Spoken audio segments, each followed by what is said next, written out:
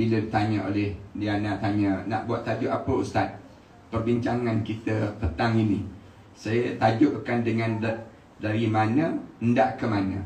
Mudah je pada kita. Kita ni datang daripada mana sebenarnya, dan ke mana sebenarnya kita sedang bergerak. Yang ni kita kena faham konsep kita hidup di atas dunia. Sebab kadang-kadang bila kita duduk atas dunia ni, kita terkejar-kejarkan untuk mendapatkan yang disebut dengan sesuatu yang tak sepatut kita kejar. Ramai di kalangan kita ni habis masa kejar harta. Misal contohnya, kita kan, kalau kita tanya balik, bila kita mati nanti, kita bawa tak harta tersebut? Kita tak bawa pun harta kita.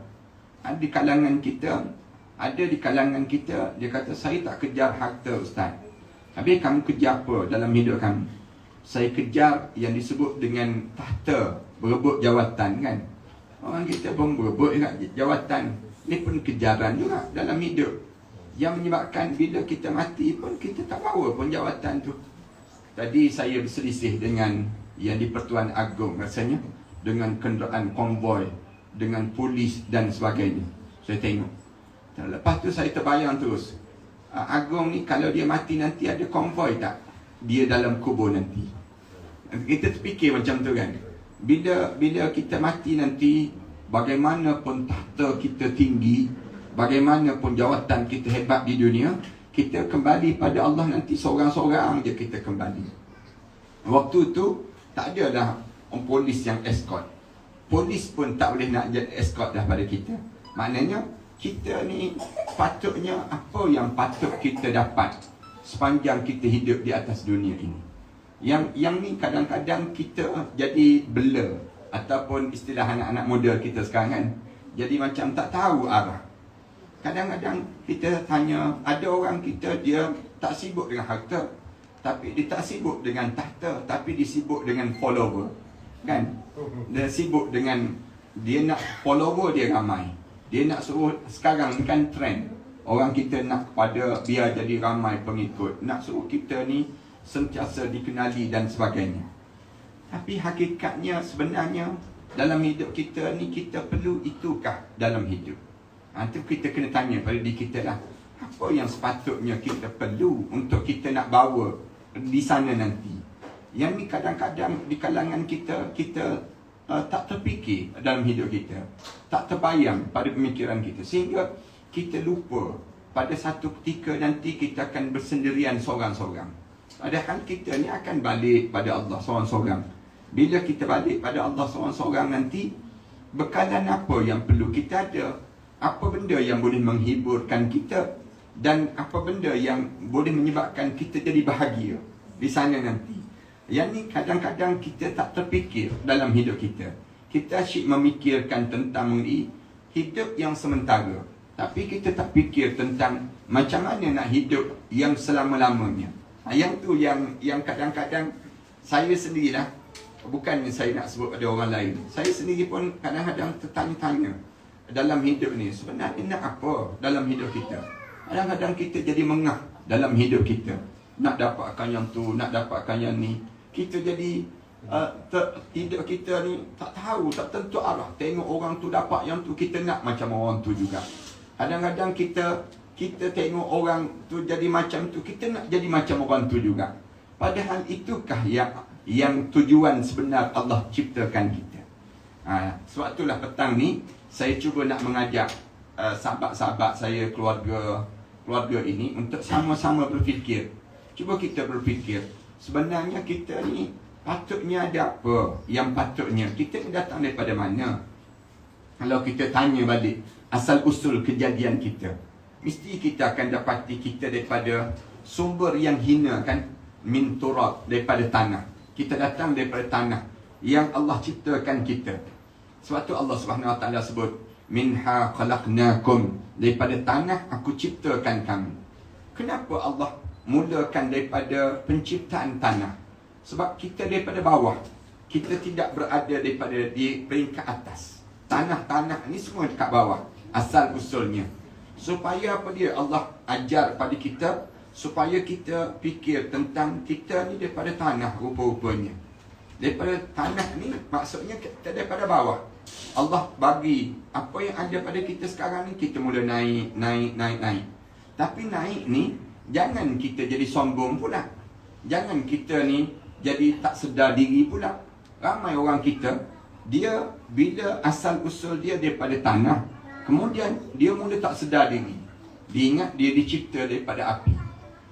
Dia ingat dia dicipta daripada cahaya, yang menyebabkan dia mula berlagak dalam hidup. Kesombongan itu datang. Bila kita mula sombong, kita akan tanya, bila kita mula lawan Allah? Bila kita mula lawan Allah, maknanya kita mula menyombong dalam hidup kita. Kenapa kita lawan Allah? Kerana ulama-ulama sebut ada sebab. Kerana hati kita mula dirosakkan oleh syaitan. Syaitan dia rosakkan kita. Ini cara untuk nak jadikan kita ni jadi sombong. Satu, Allah SWT dia benci dengan orang yang sombong. Sebab orang yang sombong ni hati dia keras. Hati dia tu jadi dalam keadaan yang mengeras. Kita akan tanya lagi, kenapa hati tu jadi keras? Jawabnya kerana dia mula berbuat dosa. Bila kita mula berbuat dosa, kita akan mula jadi keras hati kita. Kita jadi mula tak selesa dalam hidup.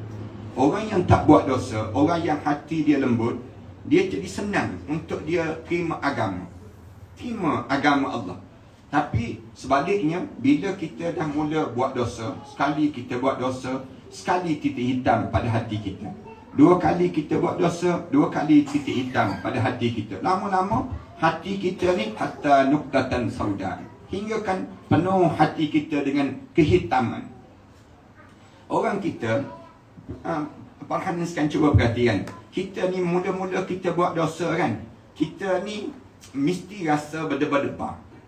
Orang yang tak pernah mencuri, tiba-tiba dia nak mencuri. Hari yang pertama dia mencuri, kali pertama dia mencuri dalam hidup dia, dia mesti menggeletar, mesti dia berdebar. Kalau orang nampak kan macam mana, kalau orang tahu. Tapi kalau dia biasa mencuri, tiap-tiap hari dia mencuri, tiap-tiap masa dia mencuri, lama-lama dia kalih dalam hidup dia. Dia jadi dah biasa dah. Kerana apa dia? Kerana hati dia dah keras. Hati dia dah keras. Yang ni jadi bahaya dalam hidup kita. Kita tinggal solat. Misal contoh, kita tinggal solat. Mula-mula kita tinggal solat, memang kita tu berdebar. Kita tak pernah tinggal solat dalam hidup kita. Tapi kali pertama kita tinggal solat, kita jadi berdebar. Dia takut dalam hidup kita. Tapi kalau tiap-tiap hari dah kita tinggal solat, apa lagi kita nak berdebar? Dah memang kita tiap-tiap hari dah kita buat demikian. Kenapa? Kerana hati kita sudah menjadi keras. Orang yang tiap-tiap hari kan dia bunuh orang, tiap-tiap hari. Kita yang tak pernah bunuh orang ni kan, orang suruh bunuh orang, tak berani kan, takut kan. Nampak nanti kalau bunuh nanti kita kena bunuh balas balik. Tapi kalau sekiranya orang yang tiap-tiap masa dia bunuh orang, dia tak rasa takut lagi untuk dia membunuh orang. Demikian juga dengan hati kita. Saat mana kita dah mula rasa kalih dalam berbuat dosa, menandakan hati kita dah mula jadi keras. Bila hati kita keras, benda yang paling bahaya yang kita akan dapati ialah agama tak masuk dalam tuadan kita. Agama tak boleh masuk dah dalam tuadan kita. Kita mulalah baca Quran, tak boleh mengalir mata. Kita mulalah dalam hidup kita kan, bangun tahajud jadi payah. Kita jadi susah nak buat benda yang disuruh oleh Allah. Kerana apa dia? Kerana hati kita tu dah menolak. Sebagaimana orang dekat nak mati kan, bila doktor masukkan ubat itu, semua ditolak, dia keluar daripada badan. Demikian juga hati yang mati. Hati yang mati ni dia akan menolak agama. Dia tak boleh masuk agama. Jadi menyebabkan kita jadi heran, kenapa aku ya? Kalau aku solat, aku tak jadi macam orang lain solat. Orang lain solat kan, kita buat contoh, sahabat Rasulullah, dia solat sampai peringkat dia panah betis dia kan. Dia panah betis dia, kena anak panah. Dia tak perasan kena anak panah pada betis dia. Tak perasan. Dia bagi salam, tengok darah penuh dekat kawasan solat dia. Lalu dia terkejut. Sahabat-sahabat kata, kenapa darah? Dia kata, tak tahulah. Dia pun tengok, oh ada anak panah yang menembusi betis dia. Di waktu itu, sahabat nak cabut panah tu. Dia sebut, jangan cabut. Kenapa jangan cabut? Dia kata, Dia kata, aku sakit nanti kalau cabut sekarang. Ya. Jangan cabut. Kerana dia takut nanti kalau dia cabut saat itu, nanti dia akan sakit sangat. Lepas tu sahabat-sahabat tanya, habis tu macam mana nak buat ni? Tunggu aku solat. Aku nak solat sekejap. Aku solat nanti kamu cabut. Kemudian dia pun solat. Dia solat. Sahabat pun cabut waktu mana dia solat. Siap saja solat, selesai solat, dia pun tanya terus, dah cabut ke belum? Dia tanya. Dah cabut ke belum? Nak sebutnya, dia dibius waktu mana dia solat. Kita dibius cinta kan? Kita kan dibius cinta. Ada satu tajuk lagu kan? Bila dibius cinta. Yang dia dibius kerana kuatnya dia dengan Allah. Sebab itulah bila ditanya, kenapa dia tak terasa betapa lazatnya dia dengan Allah, betapa nikmatnya dia hidup ini. Hidup ni dia merasai, dipanggil kenikmatan sebenar hidup. Kenikmatan sebenar hidup. Kenikmatan sebenar hidup ni bukan pada makanan. Kenikmatan sebenar hidup ni bukan pada pakaian, pada yang kita nikmati pada hari ni, tak. Kenikmatan sebenar hidup ni bila kita boleh menyambung hubungan hati kita dengan Allah. Bila hati kita dah menyambung kita dengan Allah, kita sedang menikmati senikmat-nikmatnya pemberian yang Allah bagi pada kita pada saat ini. So, ramai orang dia faham nikmat hidup ni bila makan sedap, nikmat hidup ni bila tidur sonok. Ni kepahaman ramai di kalangan kita gitu.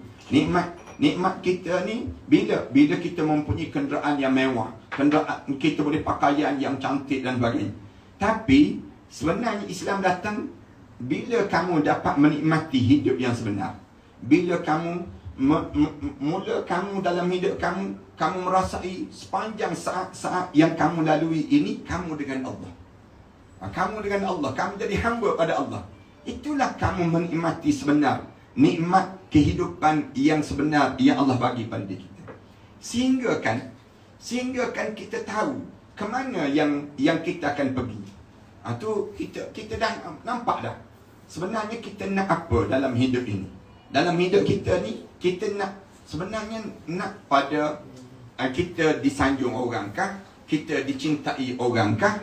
Jadi bila kita dah memahami daripada mana kita datang, kemudian kita menikmati semua pemberian yang Allah bagi. Allah bagi pada kita, huwallazi khalaqalakum ma fil ardi jami'an. Aku ciptakan semua kejadian ini semua untuk diri kamu. Semua untuk diri kamu. Jadi kita pun menikmati ini. Untuk apa? Untuk menjadi hamba kepada Allah. Liya'budullah. Untuk jadi hamba pada Allah. Hamba pada Allah ni, kita cuba laksanakan apa yang disuruh oleh Allah. Dia akan jadi gembira macam tu. Sonok kita buat korban. Misal contoh dalam korban yang kita buat korban ni, kita pergi lapar. Kemudian kita siapkan. Kemudian tak seketul daging pun dibagi pada kita. Padahal daging korban kita kan. Tapi kita mampu tersenyum. Sonok kita. Alhamdulillah, semua diagih-agihkan. Daging-daging tadi. Kita tak cemberut. Kita tidak bermasam muka. Setengah orang kan, kalau dia buat korban, tiba-tiba tak dapat oleh dia. Dia mesti mengeluh. Taubat lahum, tahun depan aku tak korban. Dia akan jadi macam tu. Kenapa? Kerana dia nak balik benda pemberian itu. Tapi orang yang dia dengan Allah, dia bukan nak yang ni, dia nak Allah. Yang dia nak cinta Allah tu datang pada diri dia. Jadi bukan dia nak yang ni pun. Sebab tu Allah SWT sebutkan, la yanalallahu luhumuha wala dima'uha walakin yanalut taqwa minkum. Kamu tidak akan Allah tak ambil kira daging ke darah yang kamu korban tu. Allah tak kira. Tapi Allah nak ambil kira takwa yang lahir daripada kamu. Sebab tu kita dalam rumah tangga sama juga. Saya nak sebut, dalam rumah tangga pun kadang-kadang kan kita beremosi kan. Emosi dengan suami, emosi dengan isteri, emosi dengan anak-anak. Kadang-kadang kita akan berhadapan suasana ini.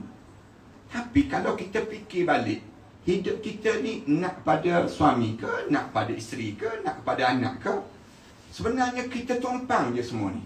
Kita menumpang je semua. Yang sebenarnya kita nak cinta Allah untuk diri kita. Yang tu yang lebih utama dalam hidup. Kalau begitu dalam hidup kita, kalau kita nak cinta Allah itu keutamaan dalam hidup kita kan, kita tak pernah kisah pun apa yang berlaku dalam hidup kita. Termasuk jiran kita kata pada kita, termasuk dengan bully orang pada kita, termasuk dengan apa saja yang cercaan makian orang kata pada kita. Kita senang bahasanya macam Aiman sebut, Aiman tak kisah. Maknanya kita tak kisah pun dengan apa yang berlaku. Yang pentingnya aku mesti dapat Allah dalam hidup. Aku mesti meraih cinta Allah. Sehingga bila kita mesti dapat yang saya maksudkan, sepanjang kita hidup atas dunia ni, kita mesti dapat cinta Allah. Maksudnya begitu. Kita mesti cari jalan untuk dekatkan diri kita pada Allah. Kemudian dalam masa yang sama lagi, dalam hidup kita ni, kita akan cuba untuk mendapat kejayaan yang sebenar dalam hidup. Kejayaan sebenar dalam hidup ni bukan di dunia ini. Kita kena faham begitu. Dalam hidup kita, kejayaan kita yang sebenar bila? Faman zuhziya 'anil nar wa udkhilal jannah faqad faz. Allah mula sebut dalam Al-Quran, siapa yang berjaya dipesongkan diri dia daripada neraka dan dimasukkan ke dalam syurga, faqad faz. Inilah orang paling excellent dalam hidup dia. Orang paling berjaya dalam hidup ni siapa? Bukan orang yang rumah dia besar, bukan orang kereta dia mewah, bukan orang yang memiliki populariti yang hebat. Bukan orang ni. Orang yang paling berjaya, siapa yang berjaya dipesongkan daripada neraka dan dimasukkan ke dalam syurga, faqad faz. Orang inilah orang paling berjaya. Lalu Allah sebut, wa mal hayatud dunya illa mata'ul ghurur. Di dunia ni tak ada lain pun aku jadikan kecuali mata'ul ghurur, nikmat yang seketika dan penuh dengan tipu daya. Macam kita makan kejap lagi kan, nampak ada makanan tu kan. Kita makan sekejap lagi tu, kita makan sedap kan, tapi sekejap je dah masuk dalam perut, hilang sedap. Kita manis kan, sekejap je dekat bibir, dah masuk ke dalam halqum kita, hilang sedap. Hilang segala ni dunia. Dunia ni seketika. Berbeza dengan akhirat. Akhirat ni nikmat yang kekal. Kita nikmat dalam syurga ni, kekal dia tu sampai Allah tak buat malam dalam syurga. Allah tak nak jadikan malam dalam syurga. Kenapa? Kalau kamu ada malam, kamu akan tidur. Bila kamu tidur, kamu tidak menikmati. Orang tidur mana menikmati?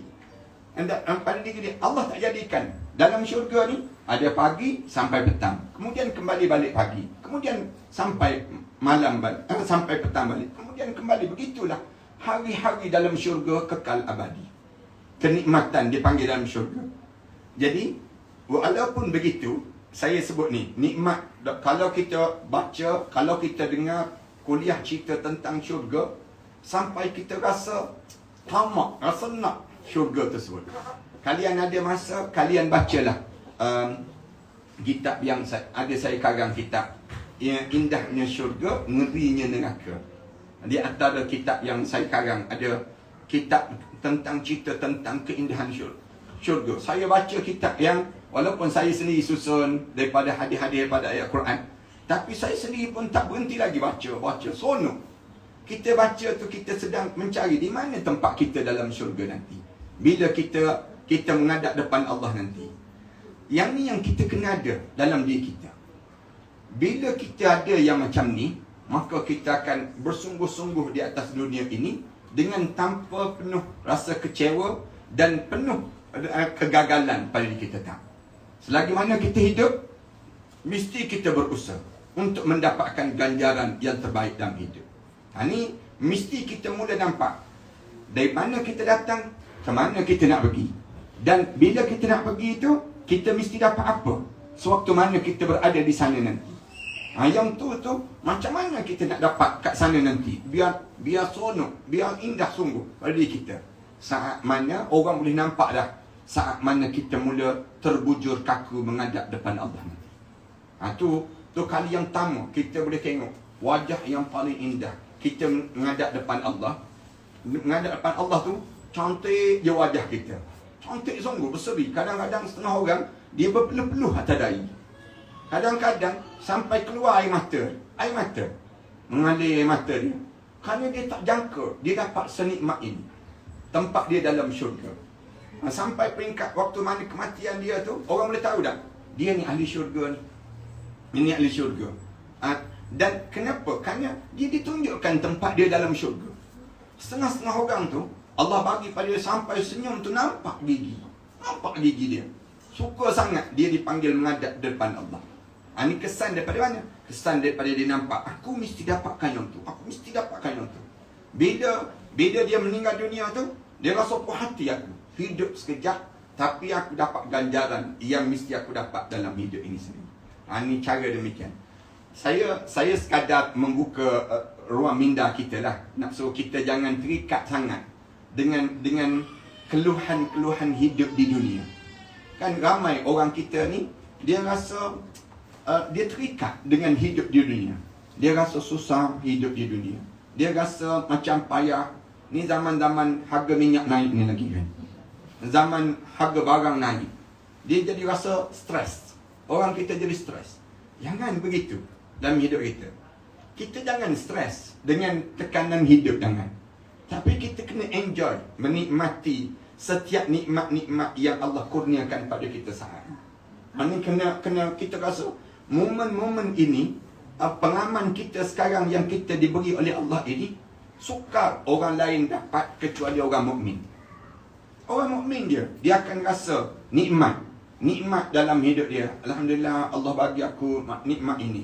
Alhamdulillah Allah bagi. Semakin dia bersyukur, semakin banyak nikmat yang Allah bagi pada dia. Semakin dia, jangan dia kufur. Kalau dia kufur, dia akan rasa sempit hidup ini. Satu dalam hidup kita ni kan, kita diajar supaya sentiasa syukur dia memanjang. Bila kita boleh kita dekat dengan Allah, kita akan rasa syukur Allah bagi pada kita. Kita ada pasangan, kita syukur kerana ada pasangan. Orang lain wah mandi bunga tak jumpa bunga. Kita kan ada pasangan contohnya. Kemudian kadang-kadang dalam hidup kita ni, kadang-kadang hidup kita tak ada pasangan, pun kita syukur. Paling tidak Allah kurniakan pada kita kehidupan. Yang kehidupan kita ni menjadikan diri kita ni sekarang kita ada peluang lagi dekatkan diri dengan Allah. Ada peluang lagi. Ada orang yang perlu kita dekat dengan diri dia. Apa dia? Selain daripada Allah, Nabi Muhammad sallallahu alaihi wasallam. Mencari, dia panggil demikian. Satu lahir orang perempuan-perempuan yang hebat macam Rabi'atul Adawiyah. Kita akan jumpa dalam sejarah perjalanan hidup ni orang-orang perempuan-perempuan yang hebat. Sayyidah Nafisah. Kita berjumpa orang yang kerana mereka mencari hakikat sebenar kehidupan ini. Tujuan apa Allah jadikan kita dan ke mana kita nak pergi sudahnya dalam hidup kita. Menyebabkan kita ni akan rasa gembira sepanjang masa. Kita akan rasa seronok menikmati yang saya gunakan istilah momen-momen hidup kita ini. Masa-masa yang Allah bagi pada diri kita ini. Untuk apa? Untuk kita dekatkan diri kita dengan Allah, dekatkan diri kita dengan Rasulullah. Kemudian cari orang-orang yang dikasihi di sisi Allah di atas dunia ini. Para alim ulama, ibu kita, ayah kita, orang yang dikasihi oleh Allah. Cuba kita dekatkan dengan macam ni. Yang menyebabkan kita akan rasa nikmatnya Allah kurniakan pada kita. Sehingga waktu mana kita dipanggil menghadap depan Allah tu, nampak tersenyum. Wajah pun nampak seronok dia. Wah, hati aku hidup sekejap, tapi aku dapat yang disebut dengan matlamat dalam hidup. Bila kita dapat yang tersebut tu, kita akan perjalanan lepas pada ni jauh lebih indah lagi, jauh lebih cantik lagi. Percaya dan yakinlah dalam kehidupan kita ini kena begitu. Walaupun kita menghadapi ujian-ujian yang banyak, cabaran-cabaran yang banyak dalam hidup kita di dunia ini, kita yakin dalam hidup kita seketika saja, sekejap saja. Sekejap lagi kita akan dapat satu kenikmatan yang besar yang Allah akan kurniakan pada kita. Bila kita mula memejam mata untuk dipanggil menghadap depan Allah, waktu itu kita akan mula berjalan indah-indah. Sehingga kan orang yang mati, orang mukmin, bila dia masuk dalam kubur, malaikat tanya dia, nak hidup balik tak? Tak ada seorang pun orang mukmin jawab nak hidup balik. Tak ada pun. Kenapa mereka sebut tak nak hidup balik? Dunia ini penuh dengan ujian-ujian yang menyakitkan dalam hidup.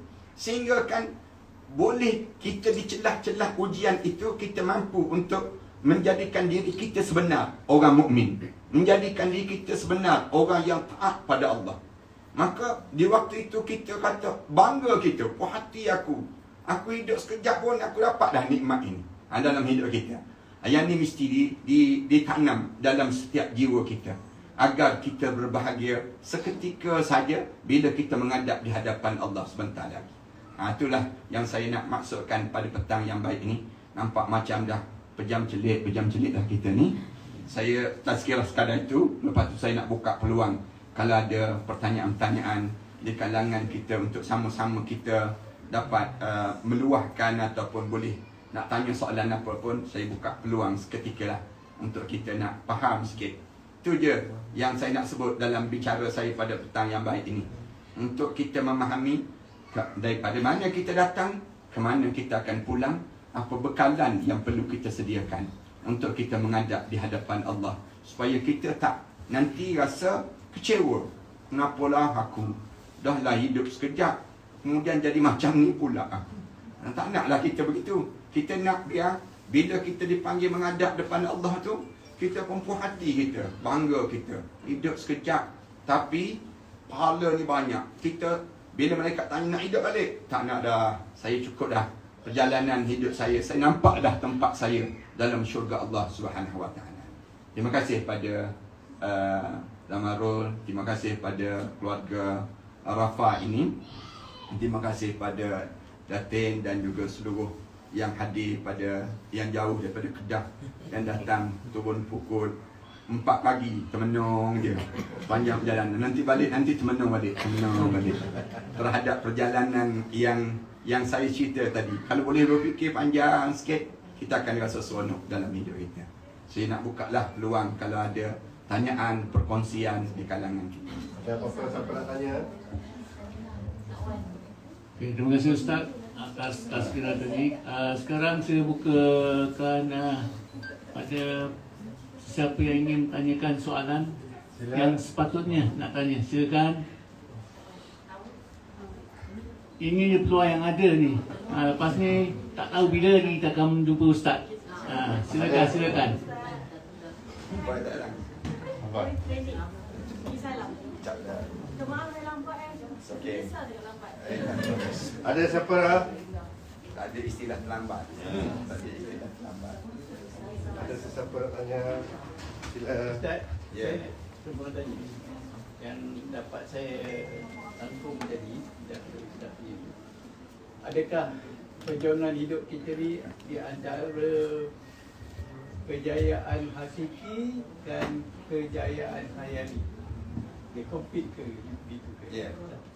Itu yang saya maksudkan dalam yang saya maksudkan tadi.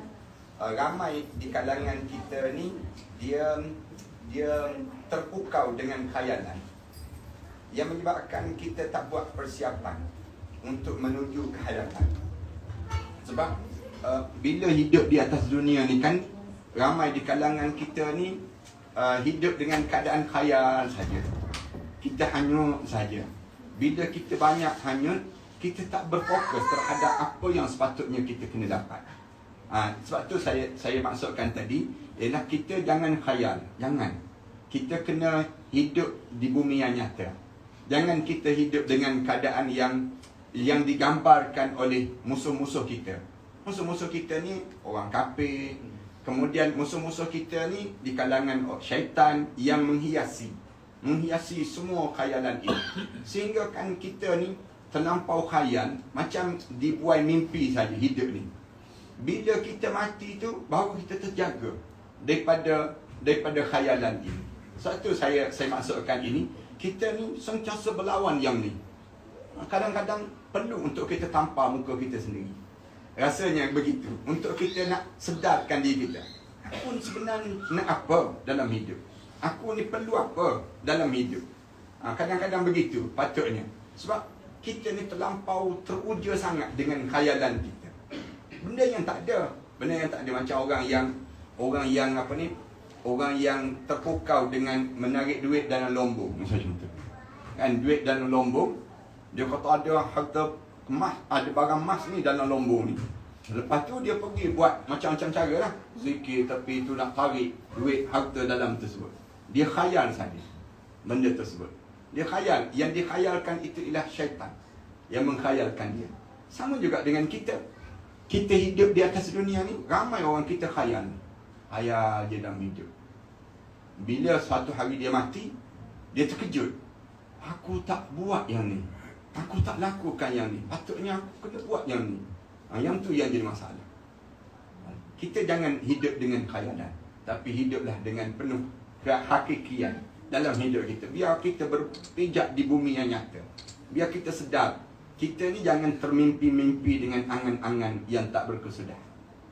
Wallahualam. Bunyi sastra sikit petang ni kan. Next, ada soalan? Saya sebut macam tu sebab kita dah berada di hujung tahun. Hujung tahun maksudnya kita berada di hujung umur. Hujung umur. Saya cukup bimbang kalau saya pun terlibat dengan keadaan khayalan itu. Saya cukup bimbang kalau waktu mana kita dipanggil mengajar, tiba-tiba kita tak ada pembekalan. Ui, bahaya. Sebab Allah cerita dalam Quran, banyak sangat orang yang dia masuk dalam kubur, qul hal nabbiukum bil akhsarina a'mala. Dia masuk dalam kubur, dia tengok kanan, pandang kiri, atas, bawah, kosong amalan dia menghadapan Allah. Tak ada apa-apa. Akhsarina a'mala, kosong, tak ada. Kenapa? Dia tak semayang ke? Dia semayang. Tapi semayang dia tak diterima di sisi Allah. Dia puasa ke? Dia puasa. Tapi puasa dia tak diterima di sisi Allah. Dia buat haji ke? Dia buat haji. Tapi haji dia tak terima di sisi Allah. Kenapa? Alladzina dhalla sa'yuhum fil hayatid dunya. Dia telah disesatkan sepanjang dia hidup di atas dunia. Dengan khayalan tadi. Dengan khayalan tadi. Alladzina dhalla sa'yuhum fil hayatid dunya. Wahum yahsabuna annahum yuhsinuna sun'a. Dia sangka dia dah berbuat baik dah amalan. Habis dia. Turun dalam kubur, tiba-tiba kita ni, kalau kita turun dekat, katakanlah kita turun dekat Korea Utara kan. Turun kapal terbang dekat Korea Utara. Tak pernah sampai di Korea Utara ni. Kemudian immigration tanya, mana pasport? Mana? Kita mesti kita cari.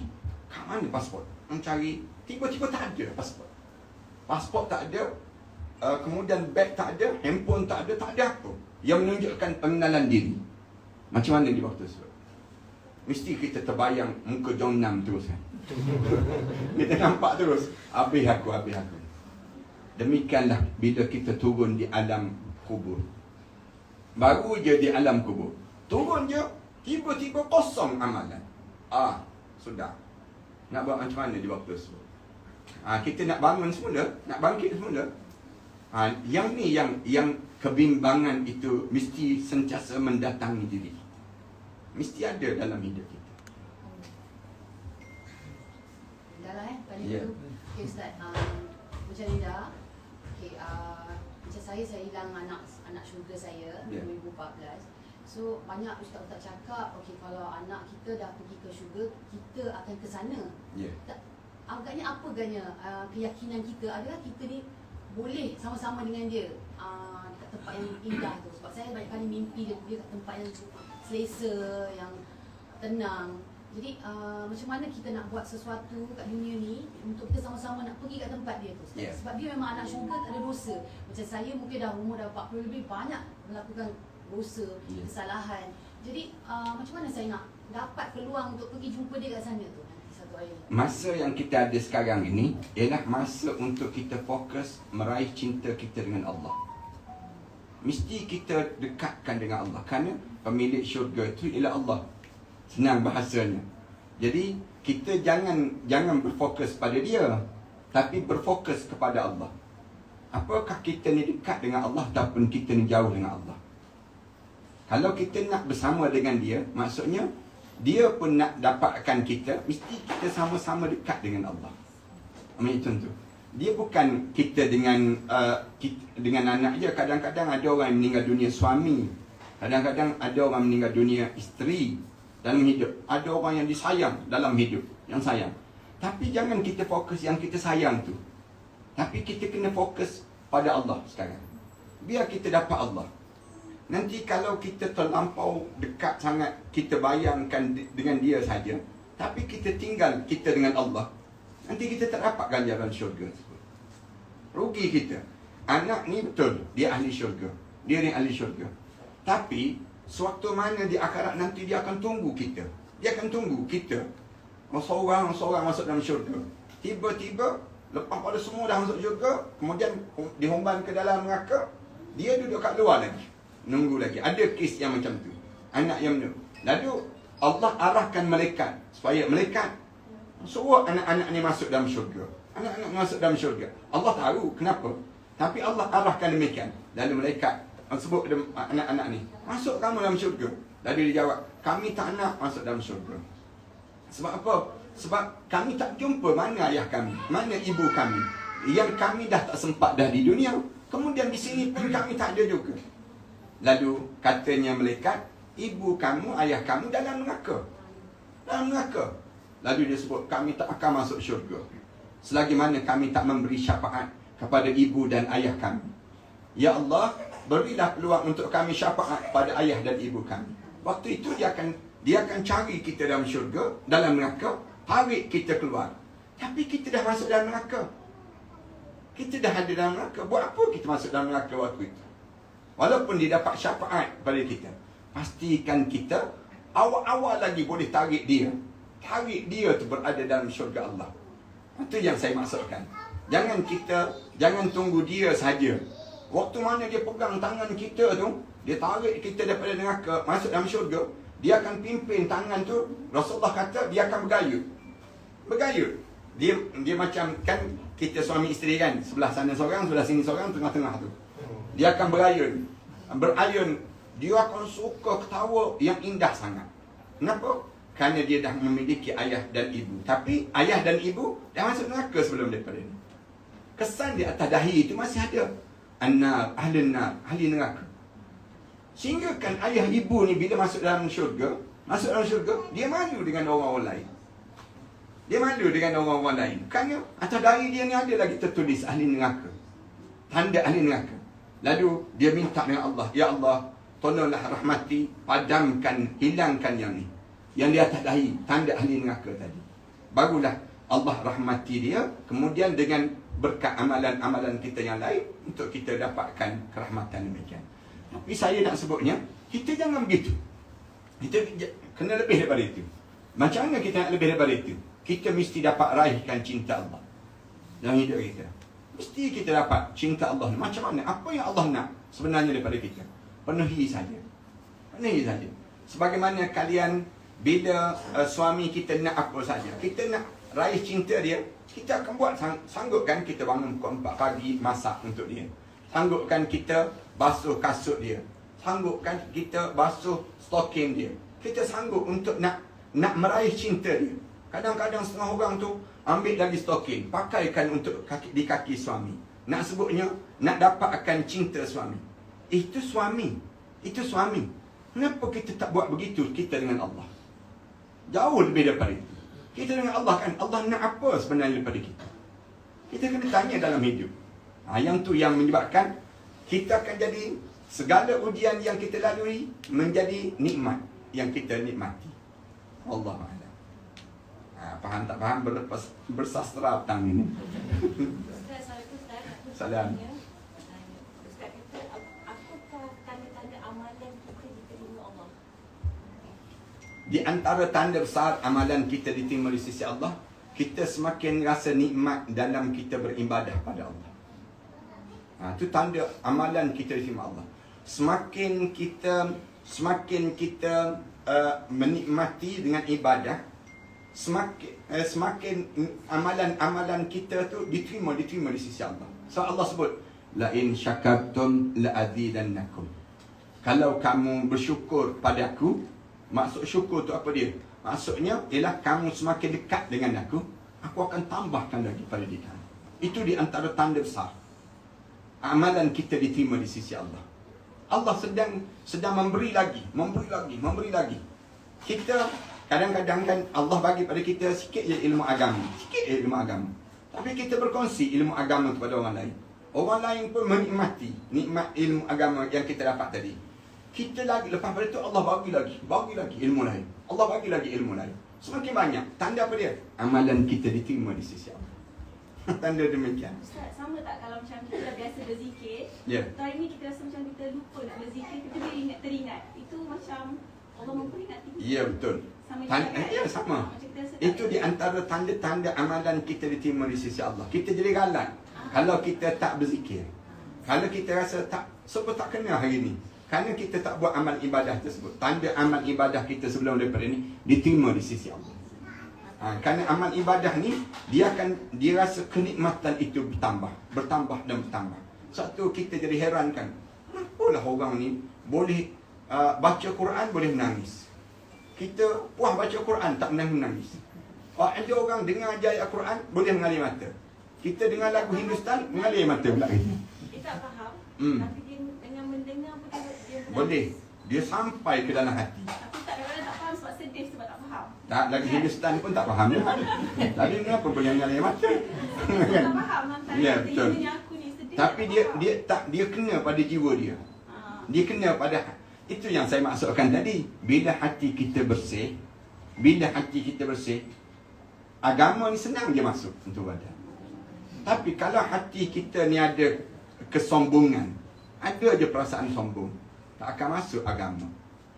Satu Rasulullah sebut dalam hadis Rasulullah, la yadkhulul jannah man kana fi qalbihi misqala dzarratin al-kibriya. Rasulullah kata, tak akan masuk syurga bagi orang yang dalam hati dia sebesar zarah, sekecil zarah tu pun ada perasaan sombong.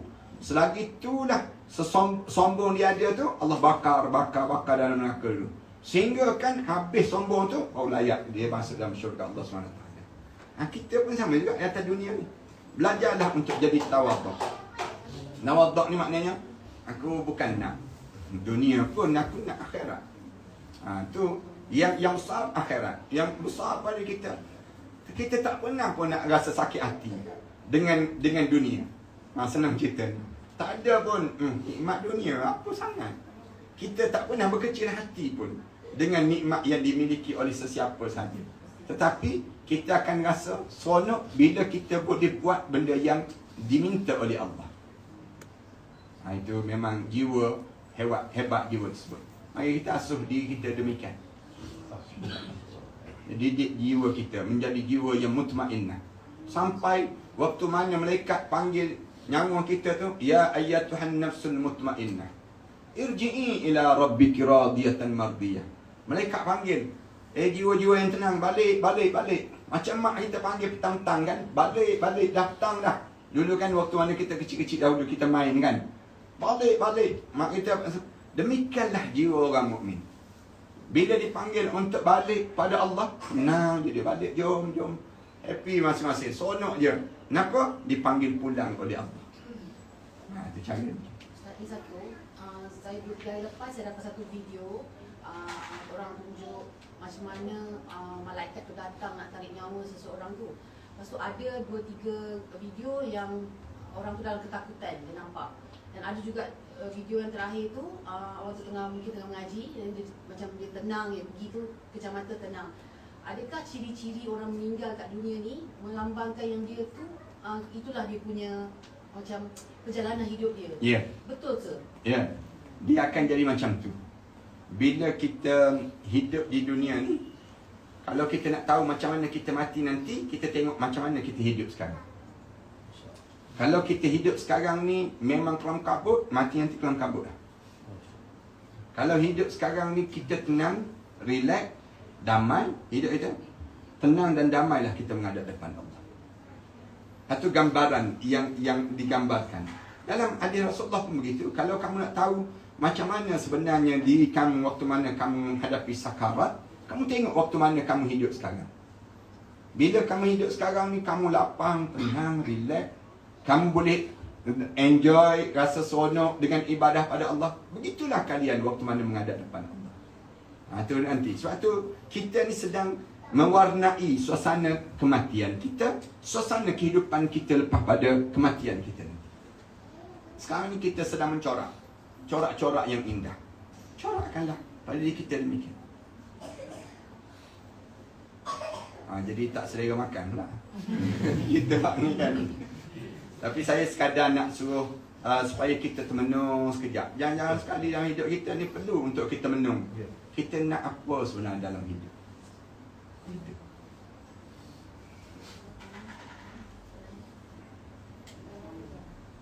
Kita soalan? Ada soalan. Assalamualaikum Ustaz. Assalamualaikum warahmatullahi. Kita ni sebagai manusia memang kita banyak berdosa. Ya. Okey, kalau tapi tiap kali kita nak bertobat, nak berbisik-bisikkan jahat, Datang. selalu datang. Kita solat ke, kita berzikir ke, apa semua. Jadi, bisik-bisikkan jahat tu memang mengacau. Jadi, adakah dosa kita bila kadang-kadang kita terikut bisikan jahat tu, tapi kita cepat Lawan balik. bakar balik. Tak ada. Aku dengan Allah. Ya. Allah lebih berkuasa. Ya.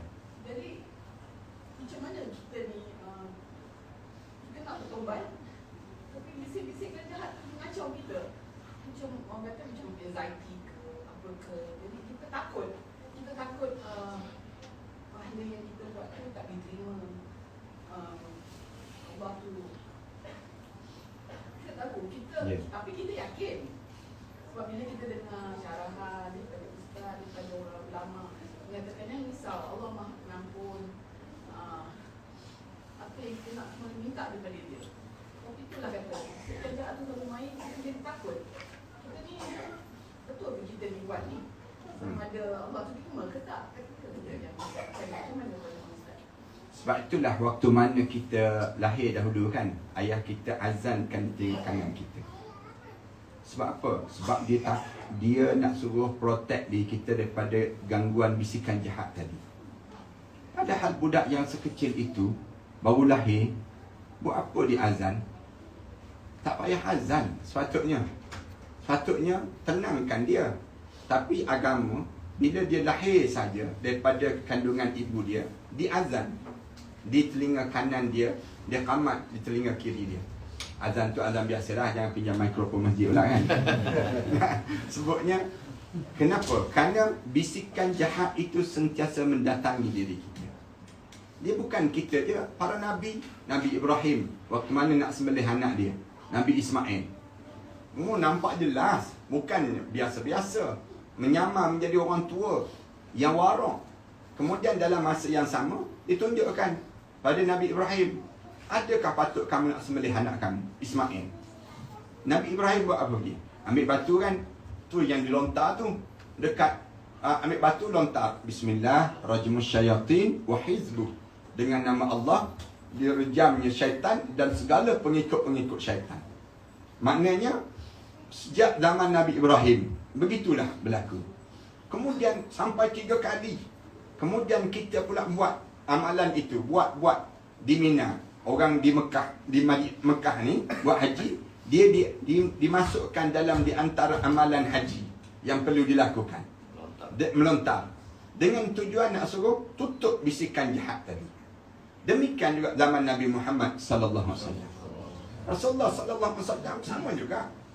Rasulullah nak buat benda yang baik sejak daripada kecil lagi. Nak buat benda yang baik, syaitan datang ganggu Rasulullah. Kemudian Rasulullah ambil anak Hasan dan Husain, cucu dia. Rasulullah baca, a'udzu bikalimatillahi tammati min syarri ma khalaq. Rasulullah Isra Mi'raj, Rasulullah dalam perjalanan Isra Mi'raj, ada je yang mengejar perempuan tua yang mengejar Rasulullah dengan obor, yang nak bakar Rasulullah. Ketakutan Rasulullah dalam Isra Mi'raj Rasulullah. Lalu Rasulullah baca, a'udzu bikalimatillahi tammati min syarri ma khalaq, hembus, kemudian terpadam. Ditanya, apa benda tu? Itulah bisikan yang sentiasa akan berlaku pada umat kami. Maknanya kita ni memang kena demikian. Tapi kita ni, Rasulullah kata, wattinu anfusakum. Kamu kena tetapkan pendirian kamu. Itulah istilah dia panggil istiqamah. Istiqamah ni datang bila kita ni berhadapan dengan di antara pertembungan, di antara dunia dengan akhirat. Dunia dengan akhirat. Kita berada di persimpangan kan. Nak pergi akhirat jauh lagi, dunia dah depan dah mata. Jadi di waktu tersebut, mana yang kita kena pilih? Pilihlah akhirat pada diri kita. Itu kekuatan jiwa lah. Macam mana kita nak jadi kuat? Salah satunya doa, menguatkan diri kita. Doa ni sentiasa. Yang kedua, zikir. Zikir dia akan menguatkan dalam hidup seseorang. Jangan kita malas untuk zikir. Zikir yang mudah je. Zikir subhanallah walhamdulillah wallahu akbar. Ini paling mudah. Zikir yang paling afdal, la ilaha illallah Muhammadur Rasulullah. Ini sentiasa kita ulang. Ada lagi dah beberapa kalimah-kalimah yang kalau saya sebut ni semua tak hafal. Sebutnya panjang sangat. Doa-doa zikir. Yang ketiga, duduk majlis-majlis begini. Kena kerap. Buat pertemuan, tak apa. Kita buat pertemuan kerap je begini. Ini pun cara yang dilakukan oleh Rasulullah dengan para sahabat. Nak menetapkan jiwa kita. Bila kita berjumpa macam ni, semangat sikit. Dia datang balik semangat. Kekuatan jiwa kita. Tapi kalau kita tak buat majlis-majlis sebegini, tak ada kekuatan jiwa kita. Lemah, lesu je, tak bermain aja. Ini dia akan jadi macam tu. Kita banyak rahmat Allah akan datang ni. Ni tetamu keluar daripada rumah ni nanti, semua bawa benda-benda yang buruk yang ada dalam rumah ni keluar sekali. Kan berlaku zaman Rasulullah begitu. Kan bila keluar je dengan ular-ular, dengan lipan, dengan kalajengking keluar. Sahabat baru nampak rahmat datangnya tetamu. Setengah-setengah orang kan dia, alah kalau datang tetamu kan, siapa nak basuh pinggan? Siapa yang nak kemas rumah? Siapa? Dia akan jadi macam tu.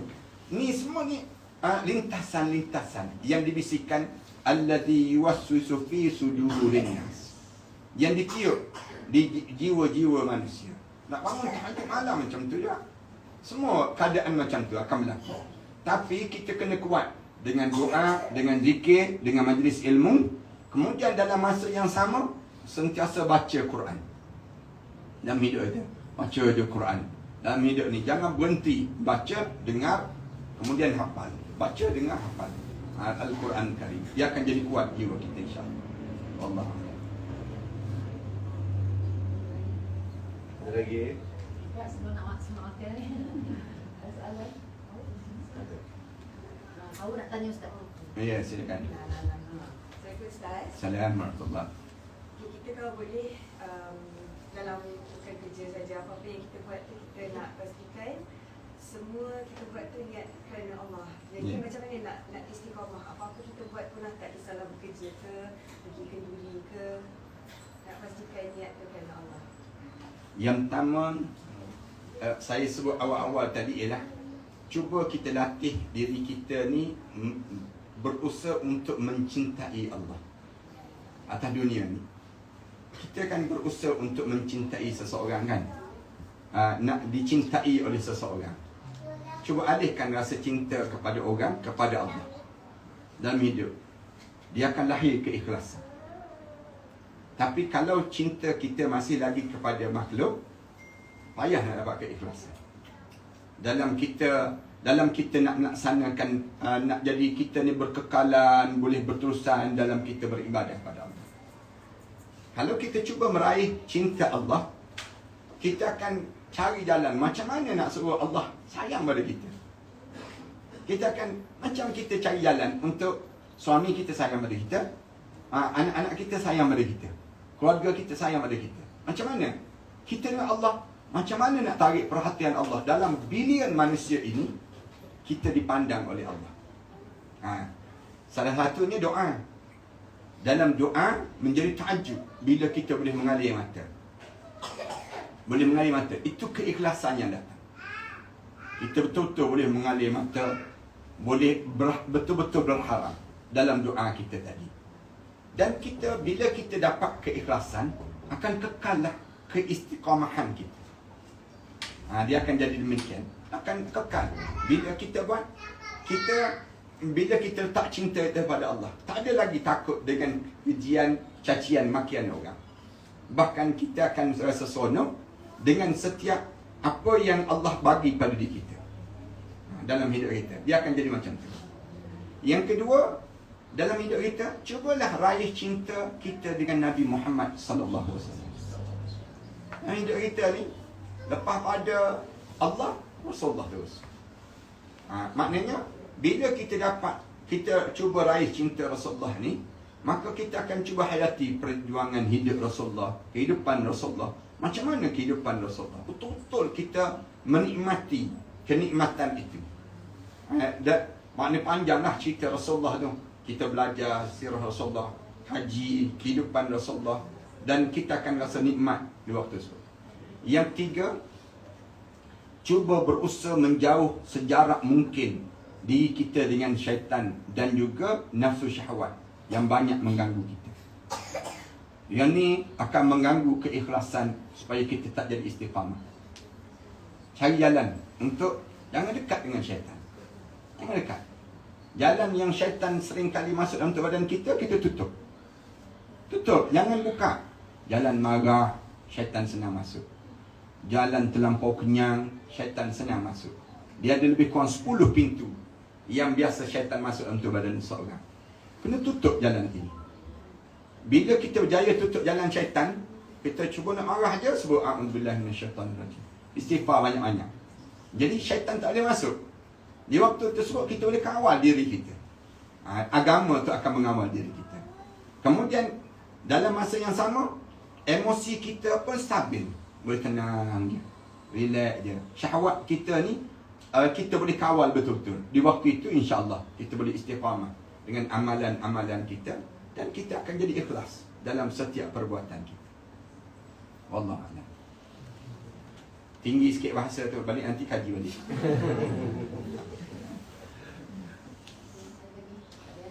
Okay, sekejap. Saya nak tanya.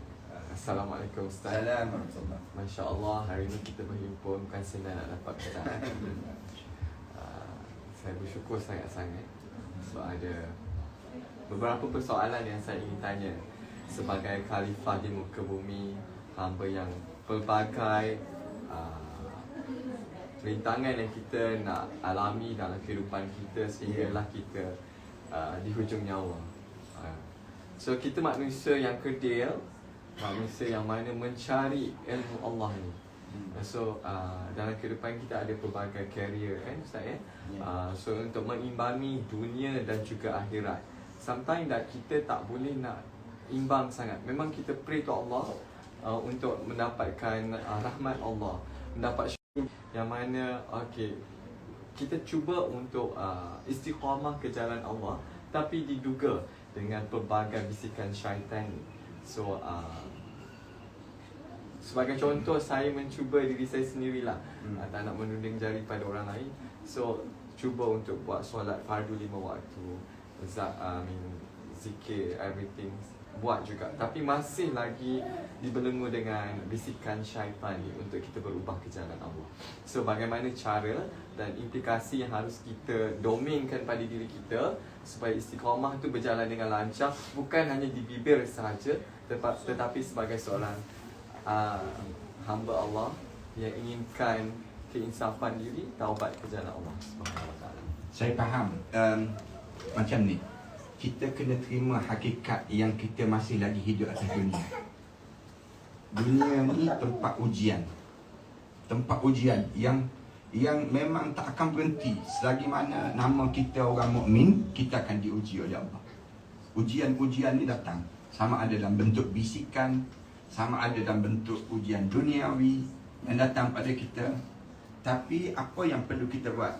Kita, macam saya sebut tadi, kena berfokus kepada goal yang pada diri kita. Goal kita ni apa? Goal kita nak syurga kan? Bila kita nampak goal kita ni, kita akan tarik kehidupan kita untuk berusaha dapatkan goal kita, matlamat dalam hidup kita. Tapi kalau kita tak ada matlamat, nanti kita akan terbuai-buai perjalanan hidup kita. Sementara bisikan itu sentiasa datang. Sementara tak akan berhenti sampai kita dekat nak mati pun akan dibisik. Tapi kita kena tahan diri kita, kena lawan. Watinu anfusakum, kamu kena tahan diri kamu, lawan betul-betul diri kamu. Macam mana kita nak kuat? Sebab ada orang yang dekat nak mati, badan dia lemah, jasad dia dah letih, dia menyerah, dia pasrah. Waktu mana dia panjang dah, dia katakanlah dia kena kanser, misal contoh, dia akan panjang keletihan dia tu, penat. Dia fikir mati je lah, hanyut begitu saja. Tak boleh macam tu. Dalam hidup kita ni, macam mana pun kena bertahan. Bertahan sampai gigi gerham kita menggigit keyakinan kita dengan Allah. Itu yang penting dalam hidup kita. Jadi kalau kita kata macam mana nak kuat Ustaz, kita kena menguatkan diri kita sendiri. Tak boleh orang lain nak kuat diri kita. Sebab kita tahu diri kita mana titik lemah kita. Dan syaitan seringkali menyerang di mana titik lemah kita. Bisikan-bisikan itu pun sentiasa datang ketika mana kita lemah. Kita tak ada kekuatan. Tapi kita kena kuatkan balik. Sebab tu Islam suruh, selain daripada kita menguat diri kita ni, dengan cara macam mana, kita takbir, kita dengan azan. Kalian tahu tak kenapa Allah suruh azan 5 kali sehari? 5 kali sehari ni salah satunya untuk menguatkan jiwa orang mukmin, jiwa kita. Sewaktu mana kita dengar dia azan, jiwa kita menjadi kuat. Satu kena azan dekat luar. Dia tak boleh nak azan masjid ni kan. Kenapa dia azan masjid di luar? Nak suruh dengar semua orang. Jawapan dia, kerana nak bagi kuat jiwa orang mukmin. Jiwa kita ni kalau tak dengar azan, kita je lemah. Ni kekuatan orang mukmin. Jadi satu setengah orang dia pasang waktu azan dalam rumah dia kan, supaya dalam rumah dia kedengaran azan. Azan itu menjadikan kekuatan. Satu anak-anak baru lahir di azan. Kenapa? Nak bagi kekuatan. Sama juga dalam diri kita. Kita berhadapan dengan ujian-ujian azan. Azan itu salah satu cara untuk menguatkan diri kita, melarikan syaitan yang seringkali melemahkan diri kita. Itu satu. Yang kedua, kita sama juga hadir dalam majlis-majlis ilmu. Tambahkan lagi ilmu. Lagi kita belajar, lagi kita jadi rasa kuat. Lagi kita menambah ilmu, kita duduk majlis macam ni, lagi kita rasa kuat dalam diri kita. 3 hari je. 3 hari mesti dengar majlis ilmu. 3 hari kena dengar majlis ilmu. Kalau kita tak dengar 3 hari, mati terus hati kita. Mati terus hati kita. Katanya Imam Fathul Muwassali, alaysal marid idza muni'at ta'am wasyarab wad-dawa yamut. Tidakkah orang yang sakit, kamu biarkan dia, jangan bagi ubat, jangan bagi minum, jangan bagi makan, lama-lama dia mati. Kata anak murid dia jawab, qalu bala, ya akan mati. Lalu katanya Imam Fathul Muwassali, kadzalika qalb, demikian juga dengan hati.